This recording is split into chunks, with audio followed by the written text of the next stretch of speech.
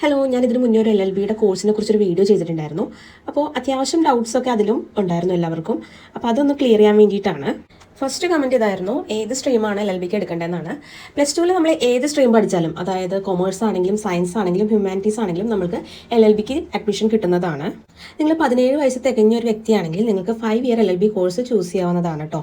അതല്ല, നിങ്ങൾ ഡിഗ്രി കഴിഞ്ഞിട്ടാണ് LLB ചെയ്യാൻ ഉദ്ദേശിക്കുന്നതെങ്കിൽ 3 വർഷത്തെ കോഴ്സും ഉണ്ട്.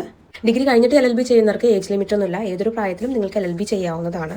പിന്നെ ഒരുപാട് പേര് ചോദിക്കുന്ന ഒരു ക്വസ്റ്റൻ ആണ്, ഡിസ്റ്റന്റ് ആയിട്ട് നമുക്ക് LLB ചെയ്യാൻ പറ്റുമെന്ന്. ബാർ കൗൺസിലിന്റെ റൂൾ പ്രകാരം നമുക്ക് ഡിസ്റ്റന്റ് ആയിട്ട് LLB പഠിച്ച് പ്രാക്ടീസ് ചെയ്യാൻ പറ്റുന്നതല്ല.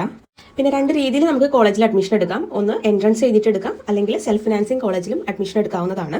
എൻട്രൻസ് എക്സാമിന്റെ ഒരു പ്രത്യേകത എന്ന് പറയുന്നത്, മെഡിക്കൽ എഞ്ചിനീയറിംഗ് കോഴ്സ് പോലെ എൻട്രൻസ് എക്സാമിന് +2 പഠിച്ച കാര്യങ്ങളല്ല LLBയുടെ എൻട്രൻസിന് വരുന്നത്. അതുകൊണ്ട് തന്നെ നിങ്ങളൊരു കോച്ചിങ് ക്ലാസ്സിൽ ചേരുന്നതായിരിക്കും നല്ലത്. ഇപ്പോൾ കേരളത്തിൽ ഒരുപാട് സെൽഫ് ഫിനാൻസിങ് LLB കോളേജുകളുണ്ട്, പക്ഷേ മുന്നത്തതിലും ഫീസ് വളരെ കൂടുതലാണ്. എൻട്രൻസ് എഴുതി പാസ്സാവുകയാണെങ്കിൽ കുറഞ്ഞ ചിലവിൽ നിങ്ങൾക്ക് LLB എടുക്കാവുന്നതാണ് കേട്ടോ. കോഴ്സ് കംപ്ലീറ്റ് ചെയ്തതിന് ശേഷം ബാർ കൗൺസിലിന്റെ എയ്ബ് എക്സാമിനേഷൻ കമ്പൽസറി ആയിട്ട് നമ്മൾ എഴുതിയിരിക്കണം. എന്നാൽ മാത്രമേ നമുക്ക് മുന്നോട്ട് പ്രാക്ടീസ് ചെയ്യാൻ സാധിക്കുകയുള്ളൂ. പിന്നെയുള്ള ഡൗട്ടാണ്, പ്രാക്ടീസ് ചെയ്യാൻ മാത്രമേ സാധിക്കുകയുള്ളൂ, വേറെ ജോലി സാധ്യതകൾ ഉണ്ടോ എന്നാണ്. നിങ്ങൾക്ക് ഒന്നെങ്കിൽ വക്കീലായിട്ട് പ്രാക്ടീസ് ചെയ്യാം, അല്ലെങ്കിൽ ബാങ്കിലൊക്കെ ലീഗൽ അഡ്വൈസറായിട്ട് കയറാവുന്നതാണ്. പക്ഷേ മിനിമം 1 ഇയർ എക്സ്പീരിയൻസ് എങ്കിലും അവർ ചോദിക്കുന്നുണ്ട്. കൂടാതെ 3 വർഷത്തെ പ്രാക്ടീസ് കഴിഞ്ഞാൽ നിങ്ങൾക്ക് മജിസ്ട്രേറ്റ് എക്സാംസ് ഒക്കെ എഴുതാവുന്നതാണ്. LLB ചൂസ് ചെയ്യുന്നതിന് മുന്നേ ഇമ്പോർട്ടൻ്റ് ആയിട്ട് നോട്ട് ചെയ്യേണ്ട ഒരു കാര്യമാണ്, മറ്റ് കോഴ്സുകൾ കഴിഞ്ഞ് ഓരോ കമ്പനിയിൽ കയറിയിട്ട് മാസം മാസം നമുക്ക് സാലറി കൃത്യമായിട്ട് കിട്ടും. പക്ഷേ ഈ ഒരു കോഴ്സ് എടുത്തു കഴിഞ്ഞിട്ടുണ്ടെങ്കിൽ നിങ്ങൾ അത് പ്രതീക്ഷിക്കുകയേ ചെയ്യരുത്. നമ്മൾ ജൂനിയറായിട്ട് വർക്ക് ചെയ്യുമ്പോൾ നമ്മളെ സീനിയർ എന്ത് തരുന്നോ അതായിരിക്കും നമ്മളുടെ ഒരു വരുമാനം എന്നുള്ളത്. നമ്മൾ എന്ന് ഇൻഡിപെൻഡൻ്റ് ആയിട്ട് പ്രാക്ടീസ് ചെയ്യാൻ തുടങ്ങുന്നോ അന്നായിരിക്കും നമുക്ക് നല്ലൊരു എമൗണ്ട് കിട്ടി തുടങ്ങുന്നത്. അപ്പോൾ ഇതെപ്പോഴും മനസ്സിൽ കരുതുക. LLB എടുക്കണം, പെട്ടെന്ന് എനിക്ക് സെറ്റിൽ ആവണം, നല്ലൊരു എമൗണ്ട് സാലറി കിട്ടണം എന്നൊക്കെ പ്രതീക്ഷിച്ച് ഈ ഒരു കോഴ്സ് എടുക്കുകയേ ചെയ്യരുത്.